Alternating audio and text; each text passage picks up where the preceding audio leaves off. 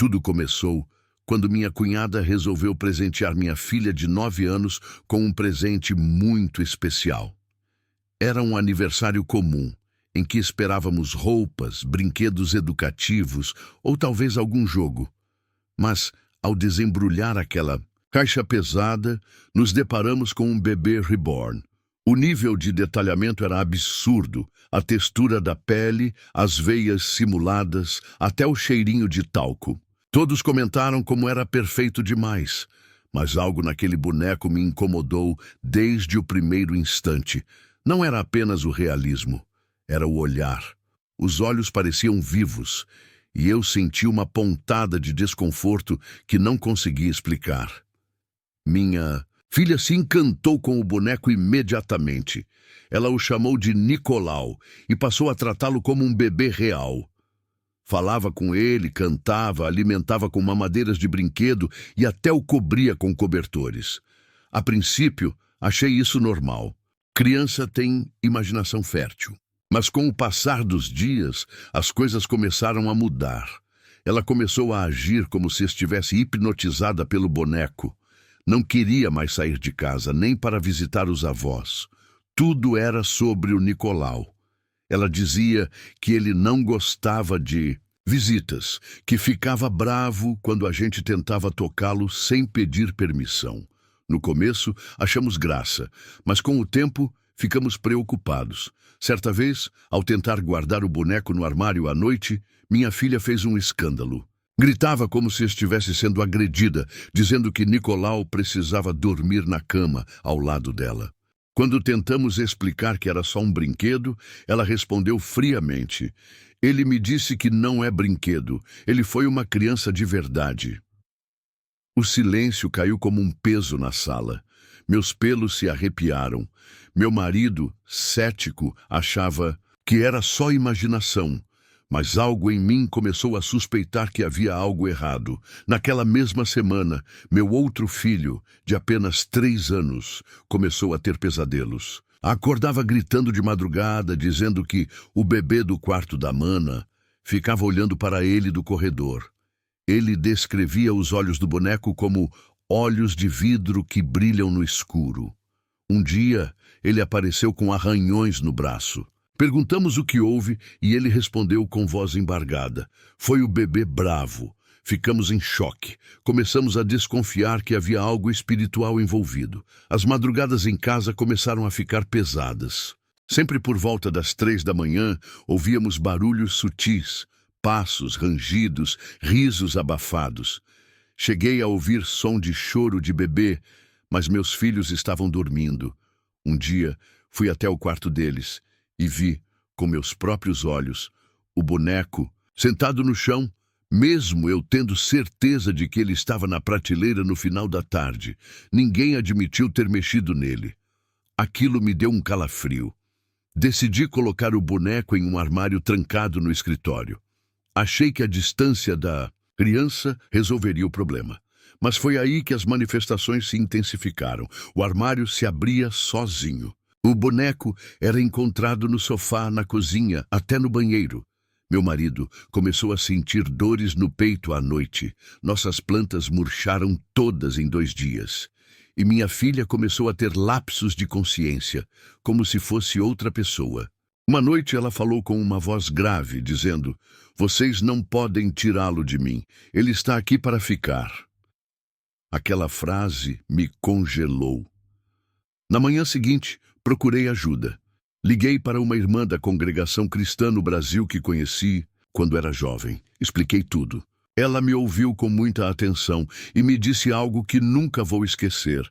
"Irmã, o inimigo tem se escondido até mesmo em brinquedos, mas há poder no nome de Jesus." Ela me orientou a ungir a casa com óleo, a jejuar e a buscar confirmação na palavra. No domingo seguinte, fui a um culto na congregação. Estava emocionalmente abalada. Pedi um sinal de Deus. A palavra que saiu foi em Provérbios 4, 14, 15.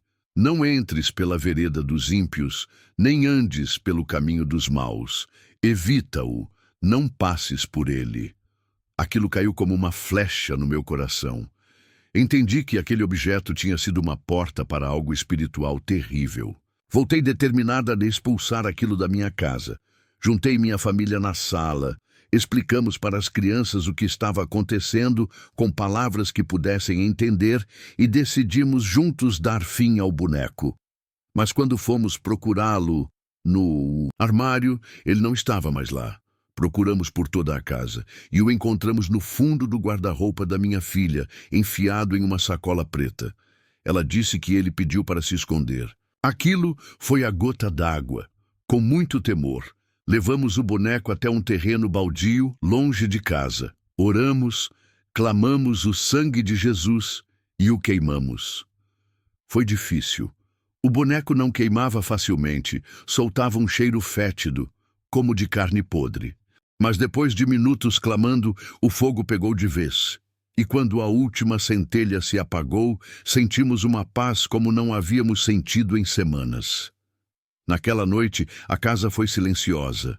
Pela primeira vez, não houve passos, nem choro, nem pesadelos. Meus filhos dormiram tranquilos, meu marido também, e eu tive um sonho. Nele vi a minha casa rodeada por luz, e uma voz me dizia: "Fui eu quem te livrei.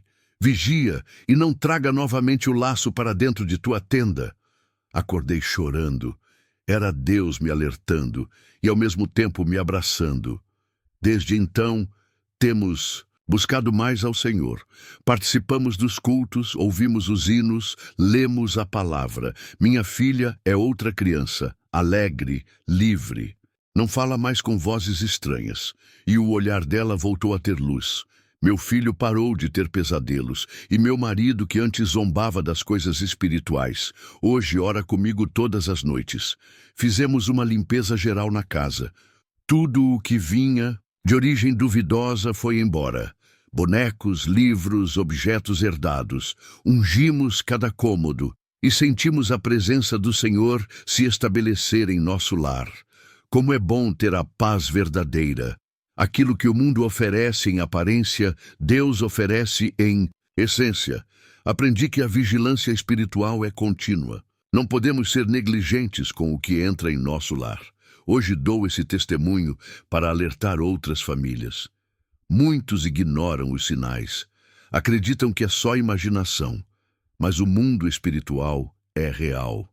E os ataques, sutis. Quando se abre uma porta, mesmo que pequena, o inimigo entra. E quando entra, se instala. Mas há um nome acima de todo nome: Jesus Cristo. Ele tem poder para livrar, libertar e restaurar. A congregação foi o canal que Deus usou para nos socorrer. Os irmãos nos visitaram, oraram conosco e mostraram a verdade com sabedoria. A palavra não veio para ferir, mas para curar.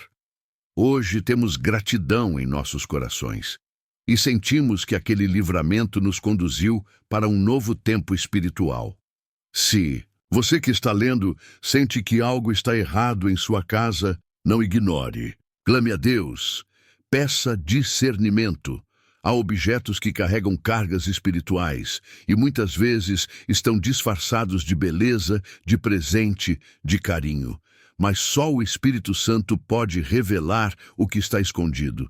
E quando ele revela, também liberta minha filha, hoje com 10 anos, diz que quer ser missionária, que quer contar para outras crianças como Deus a livrou de um boneco possuído. Seu coração está cheio de fé. E nosso lar está cheio de amor. Deus transformou o medo em missão, o choro em alegria e o caos em paz. Eu dou glórias a Deus pelo livramento e testemunho para que outros despertem. A luta não é contra carne e sangue, mas contra potestades. Mas com Jesus ao nosso lado, nenhuma maldição permanece. O nome dele expulsa o mal. E quando o Senhor entra, o inimigo foge. Nunca mais deixaremos de vigiar e nunca mais subestimaremos os sinais. Obrigado, Senhor, por abrir nossos olhos. Obrigado por libertar nossa casa. Obrigado por transformar um boneco maligno em uma lição eterna. Para sempre te louvaremos. Amém.